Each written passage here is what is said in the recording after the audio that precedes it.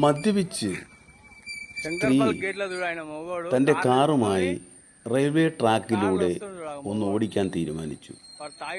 സംഭവം നടന്നത് ഹൈദരാബാദിലാണ്. ഹൈദരാബാദിന് സമീപം റെയിൽവേ ട്രാക്കിലൂടെ കാർ ഓടിച്ചാണ് അവർ തൻ്റെ ശക്തി തെളിയിച്ചത്. ശങ്കർപള്ളിയിൽ നിന്ന് ഹൈദരാബാദിലേക്ക് തൻ്റെ കാർ റെയിൽവേ ട്രാക്കിലൂടെ ഓടിക്കുമ്പോൾ എത്ര ട്രെയിനുകളാണ് വഴിതിരിച്ചു വിട്ടത് എന്ന് റെയിൽവേ ജീവനക്കാർ തന്നെ പറയുന്നു.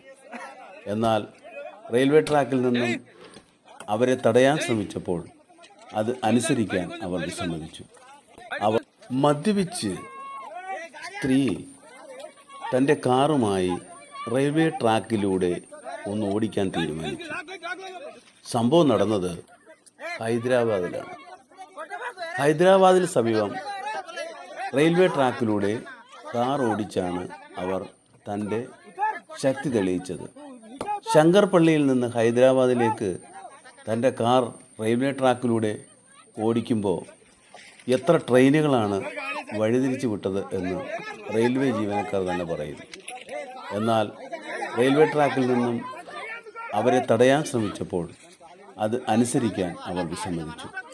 അവർ മദ്യപിച്ച് സ്ത്രീ തൻ്റെ കാറുമായി റെയിൽവേ ട്രാക്കിലൂടെ ഒന്ന് ഓടിക്കാൻ തീരുമാനിച്ചു. സംഭവം നടന്നത് ഹൈദരാബാദിലാണ്. ഹൈദരാബാദിന് സമീപം റെയിൽവേ ട്രാക്കിലൂടെ കാർ ഓടിച്ചാണ് അവർ തൻ്റെ ശക്തി തെളിയിച്ചത്. ശങ്കർപള്ളിയിൽ നിന്ന് ഹൈദരാബാദിലേക്ക് തൻ്റെ കാർ റെയിൽവേ ട്രാക്കിലൂടെ ഓടിക്കുമ്പോൾ എത്ര ട്രെയിനുകളാണ് വഴിതിരിച്ചു വിട്ടത് എന്ന് റെയിൽവേ ജീവനക്കാർ തന്നെ പറയുന്നു.